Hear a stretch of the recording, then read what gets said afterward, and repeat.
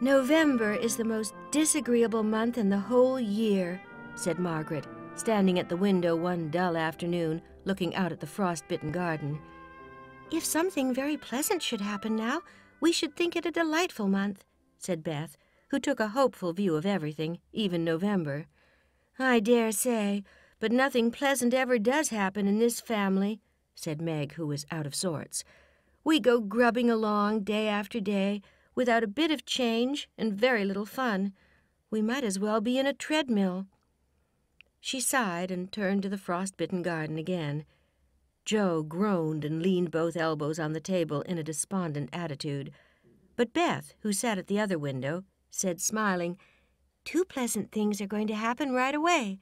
Marmee is coming down the street, and Laurie is tramping through the garden as if he had something nice to tell." In they both came, Mrs. March with her usual question, "Any letter from Father, girls?" and Laurie to say in his persuasive way, "Won't some of you come for a drive? I've been working away at mathematics till my head is in a muddle, and I'm going to freshen my wits by a brisk turn. It's a dull day, but the air isn't bad, and I'm going to take Brooke home, so it will be gay inside if it isn't out. Come, Joe, you and Beth will go, won't you?" "Of course we will." "Much obliged, but I'm busy."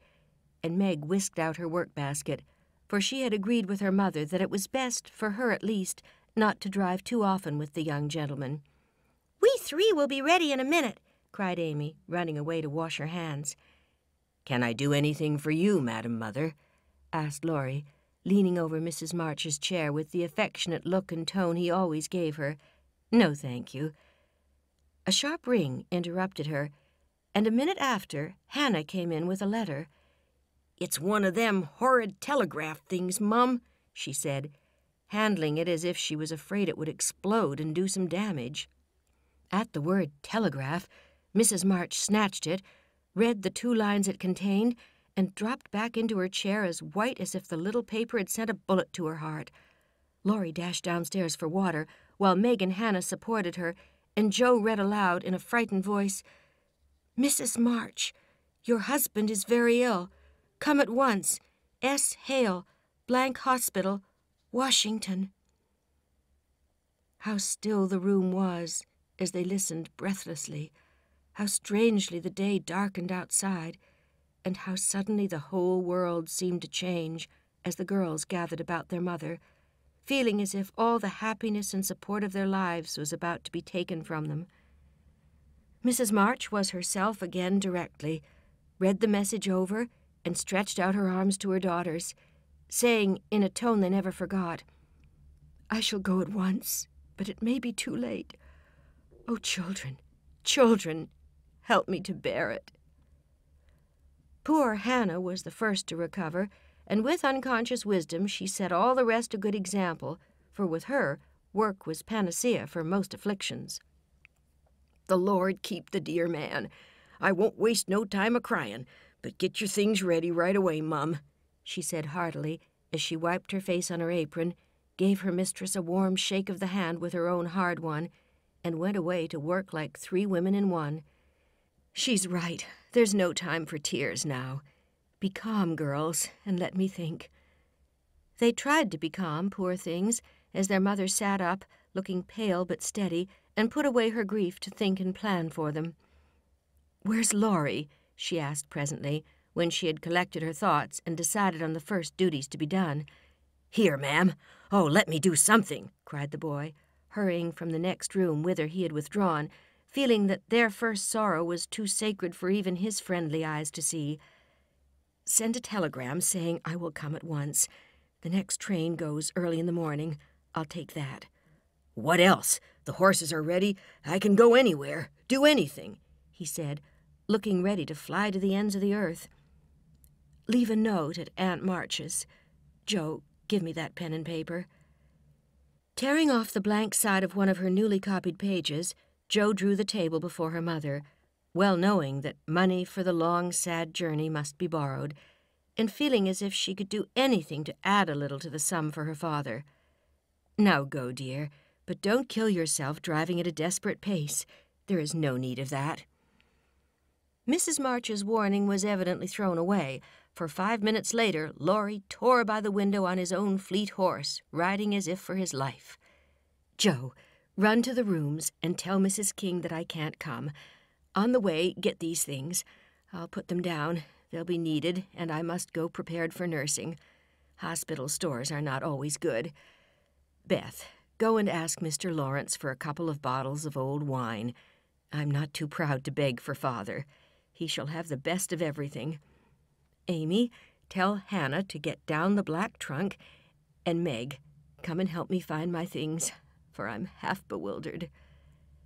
Everyone scattered like leaves before a gust of wind, and the quiet, happy household was broken up as suddenly as if the paper had been an evil spell. Mr. Lawrence came hurrying back with Beth, bringing every comfort the kind old gentleman could think of for the invalid, and friendliest promises of protection for the girls during the mother's absence, which comforted her very much. Then Meg ran through the entry with a pair of rubbers in one hand and a cup of tea in the other, and came suddenly upon Mr. Brooke. "I'm very sorry to hear of this, Miss March," he said, in the kind, quiet tone which sounded very pleasantly to her perturbed spirit. "I came to offer myself as escort to your mother. Mr. Lawrence has commissions for me in Washington, and it will give me real satisfaction to be of service to her there." Down dropped the rubbers, and the tea was very near following, as Meg put out her hand with a face so full of gratitude that Mr. Brooke would have felt repaid for a much greater sacrifice than the trifling one of time and comfort which he was about to take. "How kind you all are! Mother will accept, I'm sure, and it will be such a relief to know that she has someone to take care of her. Thank you very, very much." Meg spoke earnestly, and forgot herself entirely, till something in the brown eyes looking down at her made her remember the cooling tea and lead the way into the parlor, saying she would call her mother. Everything was arranged by the time Laurie returned, with a note from Aunt March, enclosing the desired sum, and a few lines repeating what she had often said before, that she had always told them it was absurd for March to go into the army, always predicted that no good would come of it, and she hoped they would take her advice the next time. The short afternoon wore away. All other errands were done, and Meg and her mother busy at some necessary needlework, while Beth and Amy got the tea, and Hannah finished her ironing with what she called a slap and a bang, but still Joe did not come. They began to get anxious, and Laurie went off to find her, for no one knew what freak Joe might take into her head. He missed her, however, and she came walking in with a very queer expression of countenance, for there was a mixture of fun and fear, satisfaction and regret in it, which puzzled the family, as much as did the roll of bills she laid before her mother, saying, with a little choke in her voice, "That's my contribution toward making Father comfortable and bringing him home." "My dear, where did you get it?" $25! Joe, I hope you haven't done anything rash." "No, it's mine honestly. I didn't beg, borrow, or steal it. I earned it, and I don't think you'll blame me, for I only sold what was my own." As she spoke, Joe took off her bonnet, and a general outcry arose, for all her abundant hair was cut short. "Your hair, your beautiful hair! Oh, Joe, how could you? You're one beauty." "My dear girl, there was no need of this." "She doesn't look like my Joe any more, but I love her dearly for it." As everyone exclaimed, and Beth hugged the cropped head tenderly, Joe assumed an indifferent air, which did not deceive anyone a particle, and said, rumpling up the brown bush and trying to look as if she liked it, "It doesn't affect the fate of the nation, so don't wail, Beth. It will be good for my vanity. I was getting too proud of my wig. It will do my brains good to have that mop taken off. My head feels deliciously light and cool, and the barber said I could soon have a curly crop, which will be boyish, becoming, and easy to keep in order. I'm satisfied, so please take the money and let's have supper." "Tell me all about it, Joe. I am not quite satisfied, but I can't blame you, for I know how willingly you sacrificed your vanity, as you call it, to your love. But, my dear, it was not necessary, and I'm afraid you will regret it one of these days," said Mrs. March. I hadn't the least idea of selling my hair at first, but as I went along, I kept thinking what I could do, and feeling as if I'd like to dive into some of the rich stores and help myself. In a barber's window, I saw tails of hair with the prices marked, and one black tail, not so thick as mine, was $40.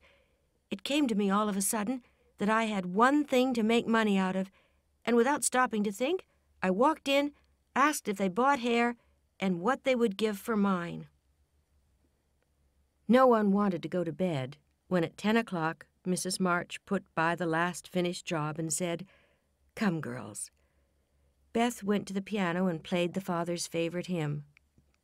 All began bravely, but broke down one by one, till Beth was left alone, singing with all her heart, for to her music was always a sweet consoler.